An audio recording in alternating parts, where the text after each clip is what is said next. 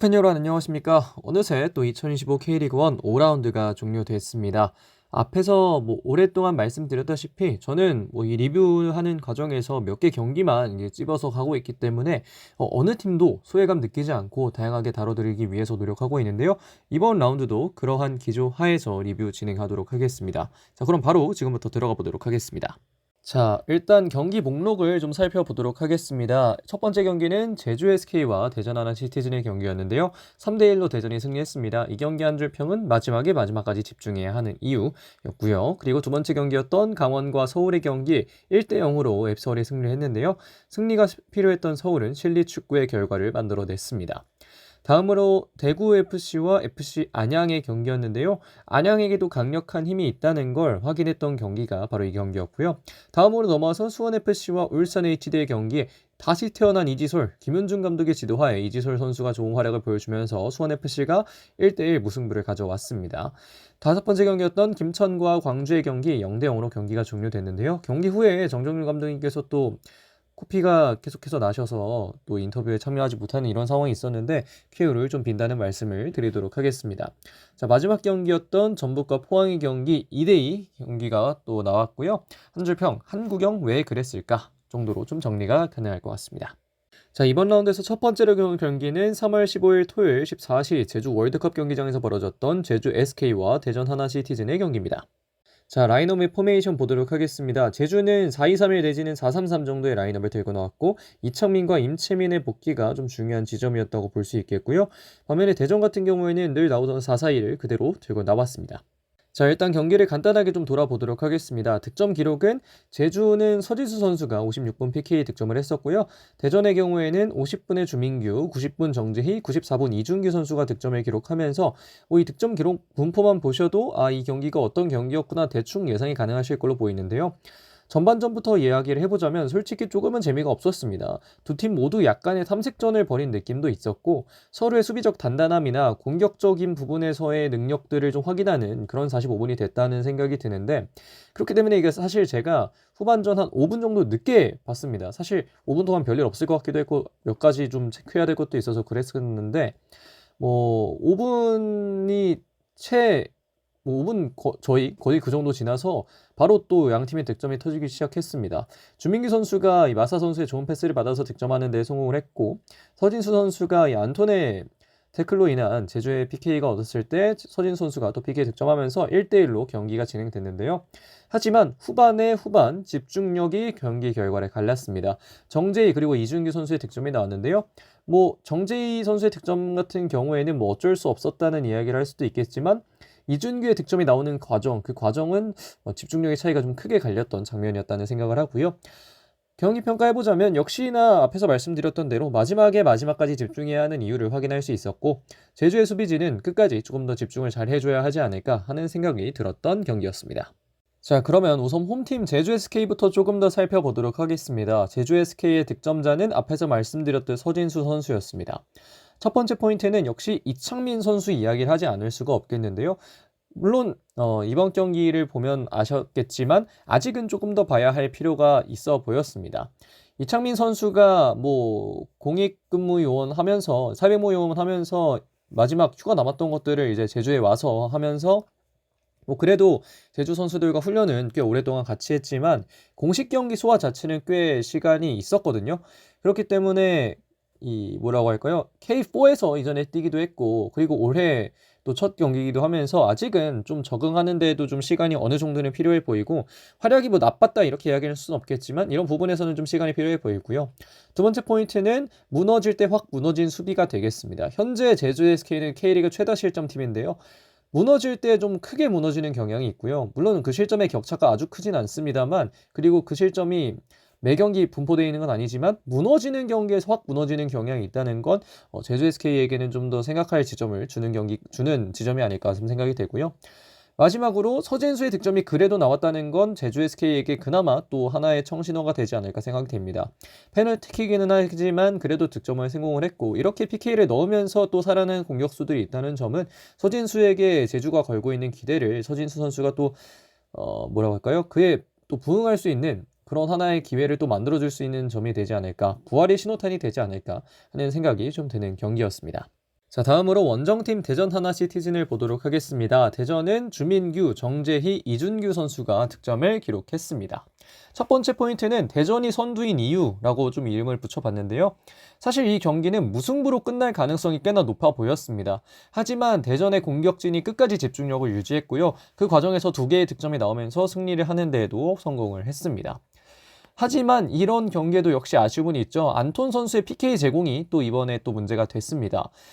안톤 선수가 보면 이상하게 또 아쉬운 상황이 조금씩 있거든요. 지금 이렇게 또 제주와의 경기에서 PK를 줬던 거나 안톤 선수가 사실 나쁜 선수 아니죠. 되게 좋은 선수고 능력이 좋은 선수인데 이렇게 또 경기 중간중간에 이런 아쉬운 모습이 나오는 것들이 좀 있어서 이런 흔들림도 안톤이 조절할 수 있어야 대전이 조금 더 이 높은 위치에서의 유지를 이어나갈 수 있지 않을까 생각이 드는데 뭐 그래도 안톤 선수 잘하고 있는데 이런 부분 살짝만 좀 더 고치면 좋지 않을까 생각되고 강윤성, 밥신, 중원 조합은 굉장히 좋습니다. 강윤성 선수는 활동적으로 정말 뛰어나고 애초에 풀백이 또 본인의 최근 주 포지션인 만큼 수비력도 좋은 선수인데요.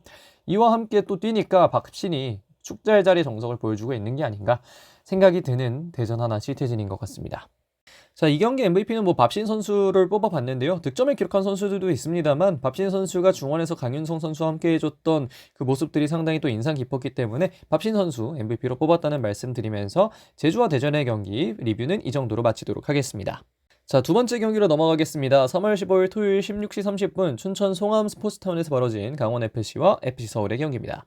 자, 라인업 및 포메이션 보도록 하겠습니다. 사실 강원의 경우에는 그렇게까지 이 포메이션에 그리고 각 포지션별로 선수 구성에 또 딱 확정을 지을 수 없을 만큼 굉장히 또 스페이싱이나 아니면 선수들의 포지셔닝이 바뀌는 경우가 많은데요. 그래서 뭐 강원 같은 경우에는 이건 참고 정도만 보시도록 하는 게 좋을 것 같고 서울의 경우에는 뭐 4-2-3-1 그대로 들고 나왔습니다. 자, 우선 경기 간단하게 좀 돌아보도록 하겠습니다. 득점 기록은 조영욱 선수의 1개의 득점이 유일한 득점이었습니다. 전반전을 좀 들어보면 그래 중요한 건 점유가 아니다 라는 것을 다시 한번 또 이야기를 하게 되는데요. 사실 올해 내내 제가 리뷰하면서 그리고 또 나가서 프리뷰 진행하면서 늘 해왔던 이야기가 득점이 중요하지 결국 또 점유만 한다고 경기를 이기는 게 아니다라는 이야기를 좀 많이 드리고 있는 것 같은데 이번 경기에서도 역시나 또 그 이야기를 증명하는 그런 이야기가 좀 있었던 것 같습니다. 강원 같은 경우에는 볼 점유가 좀 더 길었고 점유율 자체도 꽤 높은 상태를 유지했지만 득점이 없었는데요. 강원의 최근 또 올해 뭐라고 할까요? 올해 좀 성적이나 이런 것들 보면 경기는 꽤나 주도적으로 끌고 가는데 득점이 그만큼 나오지 못하면서 경기를 잃게 되는 경우가 종종 있었거든요.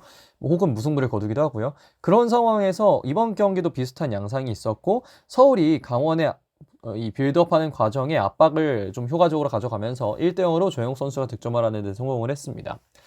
후반전에는 선택의 문제가 이어졌는데요. 사실 이 선택이라는 게 경기 결과를 정말 많이 바꿀 수 있을 정도로 한 번 한 번의 선택이 상당히 중요한데 서울의 밸런스 유지가 이 경기에게 결과를 가져오지 않았나 하는 생각이 들고 그 안에서 또 강원 선수들의 경기 중 선택들이 종종 아쉬웠다는 점에서 결국은 이번 경기도 선택이 참 많은 것들을 바꿨다.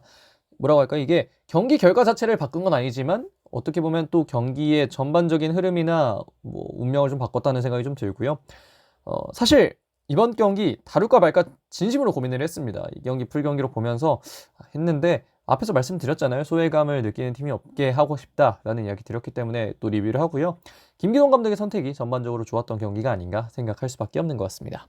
자, 우선 홈팀 강원FC를 조금 더 자세하게 보도록 하겠습니다. 득점자는 뭐 앞서 말씀드렸다시피 없습니다.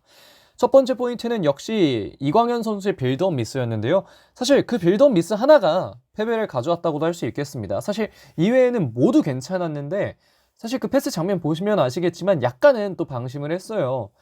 사실 빌드업 과정에서 압박하는 상대팀에게 털리는 게 보통 이렇게 좀 뭐 되겠지라는 마음으로 좀 가볍게 하는 패스인데 물론 이게 또 이광현 선수의 마음이 어땠는지 정확하게 제가 뭐 알고 있는 건 아닙니다만 당시에 어떤 그 느림 화면을 봤을 때는 어떻게 보면 좀 그런 모습이 있었는데 그 미스 하나가 참 패배를 가져온 것 같아서 강원은 아쉽지 않을까 생각이 들고 제로톱은 좀 어렵다는 생각도 듭니다. 경기 초반에는 이상원 그리고 이지호 선수가 최전방에서 일선 소화를 했는데 가브리엘 선수의 몸 상태가 좋지 않았기 때문에 어쩔 수 없는 선택이었지만 짙은 아쉬움이 남았습니다. 가브리엘 혹은 코바체비치의 필요성이 좀 더 보였고요. 마지막으로 포인트를 보자면 외국인 이선 자원이 좀 답보 상태라는 것도 강원에게는 아쉬운 점이 아닌가 생각됩니다. 어쩌다 보니까 이 세 개의 포인트가 모두 아쉬운 점이 됐는데 마리오 선수 같은 경우에는 그리 인상 깊은 모습을 보여주진 못했고 호마리오 같은 경우에는 여전히 매치핏이 올라오지 않으면서 강원은 상당히 사실 좀 답답한 경기를 이어나갈 수밖에 없는 상황이 됐는데 이 상황을 어떻게 타개해 나가느냐가 향후 A매치 기간 끝나고 또 강원이 새롭게 경기를 맞이할 때 굉장히 중요한 지점이 되지 않을까 생각할 수 있는 것 같습니다. 자, 다음으로 원정팀 서울을 보도록 하겠습니다. 득점자는 조영욱 선수였습니다. 첫 번째 포인트를 이야기한다면 역시 또 드디어 터진 조영욱의 득점을 이야기할 수밖에 없겠는데요. 물론 운이 다소 따랐다라는 이야기를 하기도 합니다만 골은 골이라는 생각이 좀 들고 어쨌든 그 압박 과정에서 효율적으로 그리고 효과적으로 압박을 들어갔기 때문에 이런 득점이 나올 수 있지 않았을까 하는 생각이 들고요. 이번 경기를 기점으로 또 다시 한번 부활의 신호탄 쏘아 올릴지 한번 봐야 될 걸로 생각이 되고 두 번째 포인트는 결과가 필요했던 경기에서 결과를 가져왔다는 게 되겠습니다. 지금 서울은 재미있는 축구보다도 결과가 상당히 절실했습니다. 두 경기 연속으로 무득점 무승부를 거뒀고 그렇기 때문에 득점을 함과 동시에 경기를 가져가는 게 필요했는데 서울이 그 목표를 완벽하게 또 이뤄냈다는 게 이번 경기에서 또 보여진 사실이고요. 다만 역시 여기도 톱은 필요합니다. 앞에서 강원 말씀드리면서도 제로톱이 좀 힘들다 이런 이야기 드렸지만 서울도 역시나 또 전문 스트라이커가 필요한 상황입니다. 승리는 했지만 여전히 메이드가 좀 쉽지는 않은 서울인데요. A매치 기간에 득수 선수의 폼 상승도 필요하고 체력적인 그리고 컨디션적인 문제를 해결해서 A매치 기간 이후부터는 또 서울의 주포로서 또 득수 선수가 활약하는 게 서울에게는 상당히 중요하지 않을까 생각할 수 있는 것 같습니다. 자, MVP라고 본다면 역시 좀 야잔을 좀 뽑고 싶은데요. 야잔 선수는 1대0으로 다소 불안할 수 있는 리드 상황에 서울의 또 후방을 든든하게 지켜줬습니다. 조용욱 선수, 황도윤 선수 이런 선수들도 좋은 모습 보여줬지만 야잔 선수가 또 제 눈에는 조금 더 들어오지 않았나 생각이 들고요. 자, 여기까지 강원과 서울의 경기 리뷰 마치도록 하겠습니다. 자, 오늘 영상의 마지막 경기 보도록 하겠습니다. 3월 16일 16시 30분 전주 월드컵 경기장에서 벌어진 전북현대와 포항 스틸러스의 경기입니다. 자, 라인업의 포메이션 지금 보시는 바와 같습니다. 전북현대 같은 경우에는 4-3-3 정도 들고 나왔었고 포항 스틸러스는 4-2-3-1, 4-4-2 상당히 좀 다양하게 볼 수 있는 라인업 들고 나왔는데 하여튼 이 정도로 나왔다는 거 참고해서 보시면 될 것 같습니다. 자, 경기 간단하게 좀 돌아보겠습니다. 득점 기록은 보시면 아시다시피 4명의 선수가 득점을 기록했고요. 전진우와 박재용 선수가 전반에 득점을 기록했던 전북이지만 후반에 이태석 그리고 조상혁 선수가 득점을 하면서 2대2로 경기가 종료됐습니다. 전반전에는 역시 메이드의 중요성이 연전연승을 하고 있는데요. 포항에게 이번 시즌 늘 문제였던 건 최종 전개와 마무리였습니다. 하프라인을 넘어가서 이 마무리까지 가는 그 과정에서도 위협적인 패스가 나오지 않는 경우가 좀 있었고 마무리 자체도 좀 정확하지 않거나 그냥 좀 쉽게 막을 수 있는 슈팅을 때리는 경우가 많았는데 그런 것들이 전반전에도 여전했고요. 결국 그런 과정에서 전북현대가 가지고 있는 오히려 또 전개 자체는 그냥이지만 마무리 능력 하나는 또 괜찮은 이 전북현대의 능력이 조금 더 45분 동안 빛나지 않았나 하는 생각이 듭니다. 하지만 후반전 포항의 유스는 강하다는 걸 또 확인할 수 있었는데요. 2대1로 이태석 선수의 득점을 통해 경기가 좁혀진 상황에서 2대1이 되자마자 얼마 안 돼서 한국영 선수가 퇴장을 당했습니다. 다만 이제 한국영 선수가 퇴장을 당했음에도 전북현대가 5-3-1로 버티면서 꽤 또 2대1 그대로 경기가 끝날 수도 있겠구나라는 생각이 드는 시점에 조상혁 선수가 또 극적으로 득점골을 집어넣으면서 포항의 유스는 강하다지만 어린 선수들이 참 강하다 이런 모습을 확인을 할 수가 있었는데요. 뭐라고 할까요? 한국현 선수가 무슨 생각으로 그 태클을 걸었을지 좀 궁금하고 포항의 유스의 힘 그리고 포항의 어린 선수들의 힘은 생각보다도 강하다라는 이야기를 좀 드리고 싶습니다. 자, 우선 홈팀 전북현대를 좀 보도록 하겠습니다. 전북현대는 전진우 선수와 박재용 선수가 득점을 기록하는 데 성공했습니다. 첫 번째 포인트는 그래도 멀티골 득점이 나왔다는 점이 좀 중요한 지점이라고 볼 수 있겠는데요. 다행이라고도 볼 수 있는 지점이죠. 결국은 득점이 나오긴 한다는 거. 특히 또 박재용 선수가 이 껌바뇨 선수의 부상 이후에 계속해서 선발로 나오고 있는데 득점을 많이 기록하지는 못한다는 말이죠. 이 전북으로 이적한 이후에 이런 상황에서 또 박재홍 선수가 결국은 또 득점을 해놨다는 게 전북 입장에서는 그래도 좀 희망적인 요소가 아닌가 생각이 드는데요. 앞서도 언급을 했지만 한국영이 왜 그랬을까는 좀 궁금합니다. 사실 한국영 선수가 지난 현대가 더비에서도 그렇고 다소 위험한 태클이 종종 있습니다. 뭐 이거는 한경우 선수 뭐 개인 실력의 문제, 뭐 인성의 문제 뭐 이런 게 아니라 좀 위험한 태클들이 좀 들어가는 경우가 좀 있었는데 결국은 이번 경기에서도 위험한 태클이 들어갔고 그 결과로 또 다이렉트 퇴장이라는 결과가 한국영 선수에게 주어졌습니다. 퇴장 자체가 모든 흐름을 넘겨줬다고 볼 수는 없겠지만 결국은 마지막에 실점하는 과정에서도 그렇고 전반적인 이 후반 마지막 판에 또 경기를 이뤄가는 과정에서는 결국은 사람 하나가 부족하다는 게 전북에게는 부담이었을 거기 때문에 이 부분은 한경훈 선수도 좀 본인을 돌아볼 필요가 있지 않나 생각이 되고 그래도 이번 경기를 마지막으로 휴식을 취하게 된다는 점은 전북에게 중요한 지점이 아닐까 또 생각됩니다. 최근 스케줄이 정말 어려웠습니다. 시드니 원정도 갔었고 홈 같지도 않은 홈 경기였던 용인에서도 경기를 치르기도 했고 굉장히 또 쉽지 않은 경기들이 있었는데 퇴장에도 불구하고 결국은 패배하지 않았고 이제는 휴식기가 이어지기 때문에 전북 입장에서는 뭐 이런 부분을 또 긍정적으로 받아들일 만한 요소가 있지 않을까 생각됩니다.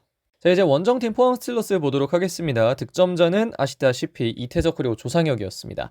역시나 중요한 건 메이드라는 걸 이번 경기에서 확인했었는데요. 하프라인을 넘어선 이후의 강도가 포항의 경우는 상당히 약합니다. 앞에서 말씀드렸던 그 이야기 그대로 드리는 거고요. 이 지점에서 선수들의 선택의 문제가 좀 해결돼야 할 것으로 보이고 뭐 오늘 경기는 또 그래도 득점이 2개나 나왔기 때문에 이런 것부터 좀 자신감을 얻어서 포항 선수들이 메이드를 하는 과정에 좀 더 자신감 있게 해줄 필요가 있겠다는 생각이 들고 어린 선수들의 활약이 상당히 또 중요한 포인트 중 하나였습니다. 그라운드의 절반가량이 2000년대생인 타이밍이 있었고 뭐 득점 기록했던 조상혁 그리고 뭐 꽤나 전부터 포항의 공격에 또 힘을 실어주고 있는 강현재 그리고 이번에 또 아시안컵 갔다 왔던 이창우 그리고 이번에 풀백 들어왔던 강민준 뭐 이런 여러 선수들이 또 포항에 있잖아요. 기존에 주전을 뛰고 있는 이호재나 이태석도 있고요. 이 선수들의 힘이 꽤나 강력하기 때문에 포항이 참 이런 게 좀 좋은 것 같아요. 또 포항이라는 구단 자체가 돈이 많거나 해서 선수들을 막 엄청나게 데려오고 이럴 수 있는 구단이 아닌데 이렇게 또 어린 선수들이 계속해서 나오고 있다는 게 포항에게는 또 상당한 힘이 될 걸로 보이고요. 그렇기 때문에 포항은 돌풍의 팀이 되어야 할 걸로 보입니다. 아직 반전의 여지는 충분하고요. 아직 33경기가 남았기 때문에 다가오는 광주전부터 재점검해서 경기를 치러야 할 걸로 보이고 지금 가능성을 보여준 선수들 앞으로도 좀 더 많이 볼 수 있는 시간이 오지 않을까 생각됩니다. 자, 이 경기 MVP 이태석 선수 뽑았는데요. 뭐 사실 이런 경기는 MVP 뽑기가 참 쉽지 않지만 그래도 이태석 선수가 득점 기록했고 좌측 후방에서 뭐 괜찮은 나쁘지 않은 경기로 보여졌다는 점에서 이태석 선수를 뽑았다라는 이야기 드리면서 전북과 포항의 경기 리뷰 여기까지 마무리하도록 하겠습니다. 자, 매 라운드 끝나면 베스트 11 선정하고 있죠. 지금 보시는 바와 같이 선정을 했고 이번에는 좀 베스트 11 선정하기가 쉽지 않았는데 어쨌든 이 정도로 좀 선정을 했다는 거 말씀을 드리도록 하겠습니다. 자, 마지막으로 현재 K리그1 순위 보시면서 마무리하겠습니다. 1위 대전, 2위 울산, 3위 김천, 4위 서울, 5위 대구, 6위 강원, 7위 안양, 8위 광주, 9위 전북, 10위 제주, 11위 수원FC, 12위 포항이 위치해 있습니다.